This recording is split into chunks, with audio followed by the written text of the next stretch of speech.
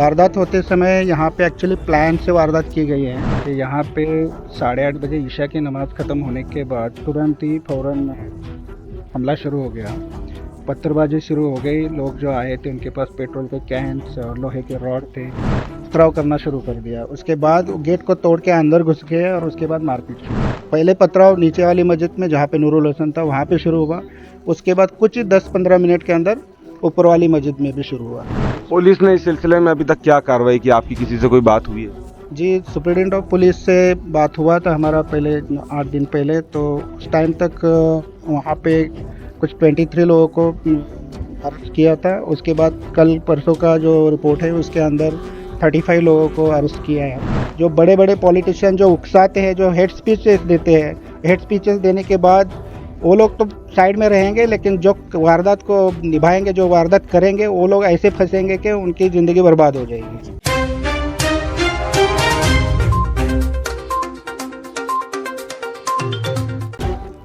अस्सलाम वालेकुम। Asia express में आप तमाम का स्वागत है। आपको पता है कि पिछले 10 सितंबर को सतारा से तकरीबन 40 किलोमीटर की दूरी पर पुसी सावली गांव के अंदर जो है तो एक मस्जिद को दंगाइयों की तरफ से निशाना बनाया गया। वो निशाना बनाने के पीछे जो वजह बताई जा रही है वो 1 महीना पहले छत्रपति शिवाजी महाराज से मुतालिक और कुछ देवी देवताओं से मुतालिक एक सोशल पोस्ट बताई जा रही है, जो 1 महीना पहले किसी अननोन मेल आईडी से पोस्ट की गई थी। उसके 1 महीने के अंदर 2 से 3 मरतबा विरोध प्रदर्शन भी हुआ, लेकिन उसके बाद दंगाइयों ने प्लानिंग के साथ, मनसूबाबंदी के साथ इस गांव की एक छोटी सी मस्जिद को निशाना बनाने की कोशिश की।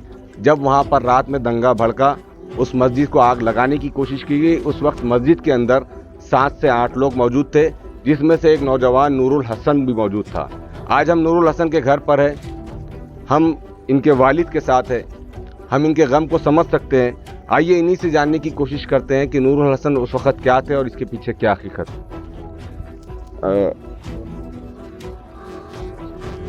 ज़रा हम आपके गम को समझ सकते हैं। आप थोड़ा सा ये बताइए, क्या आपको ऐसा कभी कोई अंदेशा था कि ऐसा कुछ होने वाला है गांव के अंदर? कुछ भी नहीं, एहसास भी नहीं। कभी इससे पहले ऐसी कोई घटना हुई हिंदू मुसलमानों के दरमियान? कुछ आखिर इसके पीछे क्या वजह समझते हैं? अभी तक क्यों हुआ? नूरुल हसन के वालिद जो है तो इस वक्त पूरी तरीके से सदमे में। वाक़े को 10 दिन गुजर चुके हैं, 7 दिन गुजर चुके हैं, लेकिन इसके बावजूद भी वालिद का सदमा अपनी जगह बरकरार है और ये फितरी अमल है कि वो अपने सदमे में ज़रूर रहेंगे। उसके साथ नूरुल हसन के मामू भी हमारे साथ हैं, हम उनसे बात करने की कोशिश करते हैं कि हकीकत उस दिन क्या थी, क्या वाक़या हुआ था उस दिन, आप बता सकते हैं? लोगों को, जो लोकल लोगों के पास से और जिनके साथ ये इंसिडेंट हुआ है, उनसे ये मालूमात हुई है कि यहाँ पे 8:30 बजे ईशा की नमाज़ ख़त्म होने के बाद तुरंत ही फ़ौरन हमला शुरू हो गया। पत्थरबाजी शुरू हो गई। लोग जो आए थे उनके पास पेट्रोल के कैंस और लोहे के रॉड थे, ईंटें, वहाँ पे जो भी पड़ा हुआ है सामान, क्योंकि मस्जिद का काम चल रहा है वहाँ पे, तो वहाँ पे फर्श के टुकड़े और कड़ापा के टुकड़े ऐसे पड़े हुए थे, उससे पथराव करना शुरू कर दिया। उसके बाद गेट को तोड़ के अंदर घुस गए और उसके बाद मारपीट शुरू हो गया। जब वाक़या हुआ उस वक्त नूरुल हसन अंदर और कुछ लोग क्या कर रहे थे? मतलब नमाज़ पढ़ने के बाद वो लोग क्या कर रहे थे? ऐसा सुनने में आ रहा है कि एक जमात आई हुई थी और नूरुल हसन ईशा की नमाज के बाद उनकी खिदमत के लिए वहाँ रुके थे। जी, वहाँ पे जमात आई हुई थी, कुछ कराड़ के थे, कुछ वाघेरी गाँव है वहाँ के लोग थे। तो तकरीबन 14 लोग थे अंदर।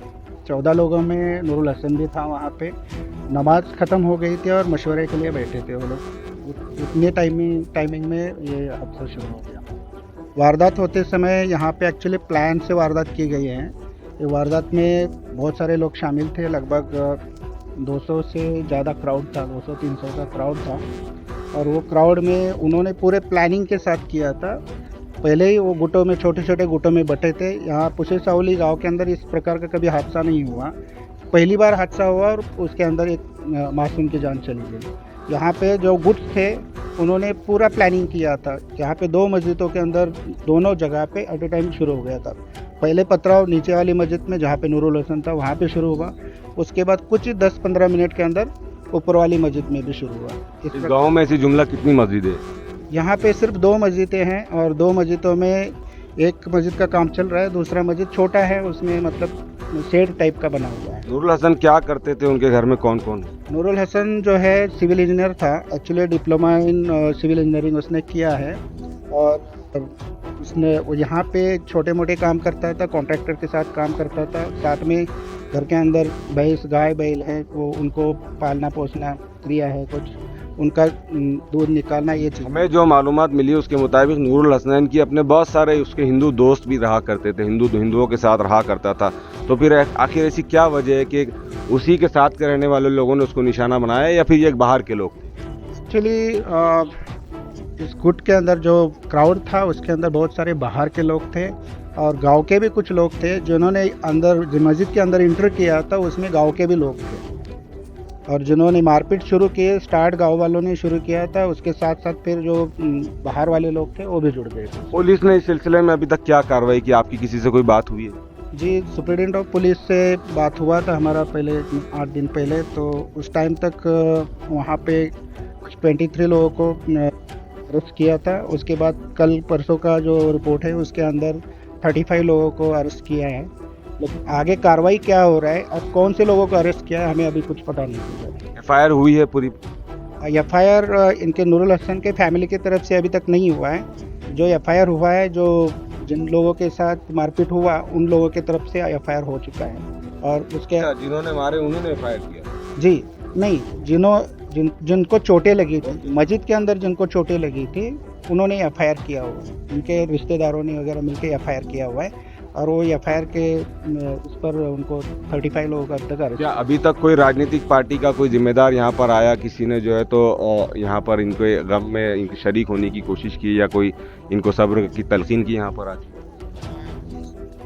सब्र के लिए तो यहाँ पे अभी तक राजनीतिक पार्टी में से सिर्फ तो कल आए थे ऋतुराज बाबा आए थे, उनके अलावा अभी तक कोई नहीं आया था, और आज कुछ AMI के कुछ तो आप क्या कहना चाहेंगे? इस किस्म की घटना आप खुद कह रहे हैं कि इससे पहले कभी इस गांव में नहीं हुई है, और अब ये घटना हुई है, तो कहीं ना कहीं एक समाजी ताना बाना को चोट लगी है। आप क्या कहना चाहेंगे गाँव वासियों से और यहाँ के दूसरे लोगों से? गांव के लोगों से, और जो इस प्रकार के वारदातों में जो अपने आप को इन्वॉल्व कर लेते हैं उनको मैं यही बताना चाहूँगा कि अगर ऐसी चीज़ों में इन्वॉल्व होंगे तो उनके ऊपर जो कानून की प्रक्रिया होगी उसके अंदर फंस जाएंगे। जो बड़े बड़े पॉलिटिशियन जो उकसाते हैं, जो हेड स्पीचेस देते हैं, हेड स्पीचेस देने के बाद वो लोग तो साइड में रहेंगे, लेकिन जो वारदात को निभाएंगे, जो वारदात करेंगे, वो लोग ऐसे फंसेंगे कि उनकी ज़िंदगी बर्बाद हो जाएगी। इसलिए मैं यही कहना चाहूँगा कि ऐसी वारदातों को या जो भी पोस्ट वायरल होते हैं इनके अफवाहों को बिल्कुल एंटरटेन ना करें, और अपने आप को संभालें, अपने गुस्से को संभालें, अपने फैमिली के बारे में सोचें, और जिसका अभी जैसे कि अभी नूरुल हसन का मौत हो चुका, तो उसके फैमिली के बारे में भी उनको सोचना चाहिए था कि अगर इसको मौत के घाट उतार दिया तो उसका आगे क्या होने वाला है। आप देख सकते हैं कि जिस फैमिली का नौजवान शख्स जिसकी उम्र तकरीबन 30-32 साल थी, वो इस दारे फ़ानी से इस दुनिया को छोड़कर जा चुका है, लेकिन आज भी उसके फैमिली मेम्बर्स का यही हौसला है, और वो तमाम शहरवासियों को, गाँववासियों को यही मैसेज दे रहे हैं, यही पैगाम देने की कोशिश कर रहे हैं कि भड़काऊ भाषणों का शिकार ना बने। तुम्हें नेता लोग भड़काऊ भाषण करके उकसा देते हैं, लेकिन वो अलग थलग होकर चले जाते हैं।